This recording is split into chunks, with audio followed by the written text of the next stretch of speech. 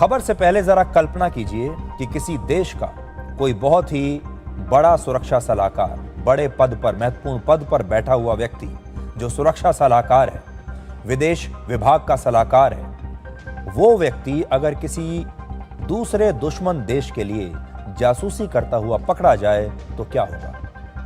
आपको लगेगा जैसे कोई हॉलीवुड फिल्म का प्लॉट है।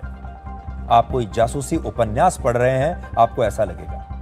अमेरिका में बिल्कुल ऐसा ही हुआ है, जहां पर भारतीय मूल के एक व्यक्ति जिनका नाम है एशले टेलिस, ये एशले टेलिस चीन के लिए अमेरिका की जासूसी करते हुए पकड़े गए। यानी जिस अमेरिका में रहते हैं, जिस अमेरिका के विदेश मंत्रालय में और सरकार में काम करते हैं, उसी अमेरिका के साथ गद्दारी कर रहे थे और सारी खुफिया जानकारियां चीन को दे रहे थे। अमेरिका के विदेश मंत्रालय में सलाहकार और विदेश नीति के बहुत ही जाने माने मशहूर एक्सपर्ट 64 वर्ष के एशले टेलिस को अमेरिका की घरेलू जांच एजेंसी FBI ने गिरफ्तार कर लिया है। वो अमेरिका के रक्षा मंत्रालय में कॉन्ट्रैक्टर और कार्नेगी एंडाउमेंट नाम के एक इंटरनेशनल थिंक टैंक में टाटा चेयर पर सीनियर एक्सपर्ट है। यहां पर टाटा चेयर का मतलब यह है कि इस थिंक टैंक में टाटा कंपनी की फंडिंग के बदले एक खास पद बनाया गया है, जिस पर इस समय एशले टेलिस बैठे हुए थे, वो मौजूद थे। एशले टेलिस की कहानी हॉलीवुड की किसी फिल्म की तरह है, जिसमें उन पर गैर कानूनी तरीके से अमेरिका की राष्ट्रीय सुरक्षा से जुड़े गोपनीय दस्तावेजों को रखने और चीन के लिए जासूसी करने के आरोप हैं। अपने भारत विरोधी विचारों की वजह से वो हमेशा चर्चा में रहते थे। वो भारत के कई पत्रकारों के पसंदीदा विदेश नीति एक्सपर्ट बन गए थे, क्योंकि वो हमेशा मोदी सरकार की आलोचना किया करते थे। और अब उन्हें अमेरिका में चीन के लिए जासूसी करने और राष्ट्रीय सुरक्षा से जुड़ी जानकारियां चुराने के आरोप में गिरफ्तार किया गया है। अमेरिका के वर्जीनिया राज्य में एशले टेलिस के घर से FBI को 1000 से ज्यादा पन्नों के टॉप सीक्रेट और सीक्रेट मार्किंग वाले दस्तावेज मिले हैं।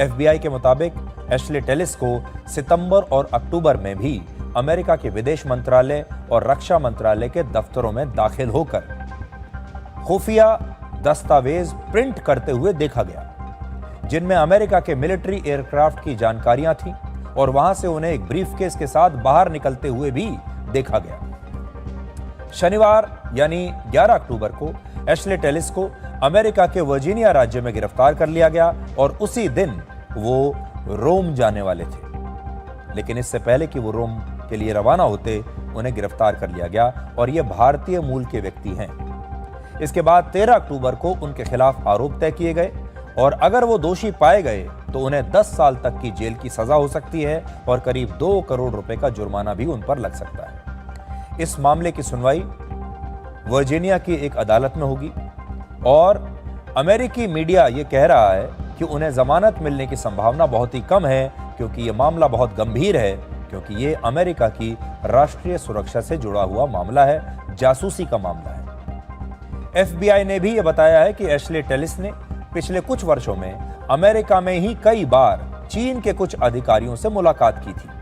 15 सितंबर को ऐसी ही एक मीटिंग में वो एक लिफाफा लेकर चीन के अधिकारियों से मिलने के लिए पहुंचे थे, लेकिन मुलाकात के बाद जब वो बाहर निकले तब उनके पास वो लिफाफा नहीं था। यानी उस लिफाफे में वो जरूर कुछ दस्तावेज लेकर गए होंगे और ये दस्तावेज उस लिफाफे के साथ उन्होंने उन चीन अधिकारियों को दे दिए और इसीलिए जब वो बाहर निकले तो उनके हाथ में वो लिफाफा नहीं था। इस मीटिंग में वो चीनी अधिकारियों के साथ ईरान और चीन के अलावा अमेरिका और पाकिस्तान के रिश्तों पर भी बात करते हुए सुने गए और तब उन्हें चीन के अधिकारियों से गिफ्ट में एक लाल रंग का बैग भी मिला था।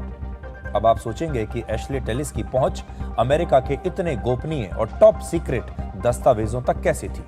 तो इसका जवाब है कि खुद अमेरिका की सरकार से उन्हें टॉप सीक्रेट सिक्योरिटी क्लियरेंस मिला हुआ था। यानी वो अमेरिकी सरकार से जुड़े इन गोपनीय दस्तावेजों को जब चाहे तब देख सकते थे। यानी उन्हें पूरा एक्सेस था इन दस्तावेजों तक पहुंचने का, इन्हें पढ़ने का, और वो इसी का दुरुपयोग कर रहे थे, इसी एक्सेस का, इसी अनुमति का।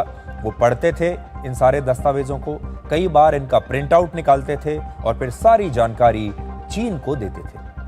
अमेरिका का एक अखबार द वॉशिंगटन पोस्ट कहता है कि अमेरिकी राष्ट्रपति डोनाल्ड ट्रंप के पहले कार्यकाल में एशले टेलिस को भारत में राजदूत बनाया जा सकता था। एक बार ऐसी संभावना पूरी बन गई थी कि उन्हें भारत का राजदूत बनाया जा रहा था। हालांकि तब किसी वजह से उनकी यह नियुक्ति नहीं हो पाई। अब आप जरा अंदाजा लगाइए कि अगर यह व्यक्ति भारत में अमेरिका का राजदूत नियुक्त हो जाता तो क्या होता। अमेरिका में रहते हुए यह जासूसी कर रहा था और चीन की मदद कर रहा था। भारत में अगर यह आ जाता अमेरिकी राजदूत बनकर, तो भारत में यह क्या करता, मुझे इस पर ज्यादा बताने की जरूरत नहीं है। इससे पता चलता है कि एशले टेलिस का अमेरिका की राजनीति में कितना प्रभाव था और कितने ऊंचे लोगों तक वो जुड़े हुए थे।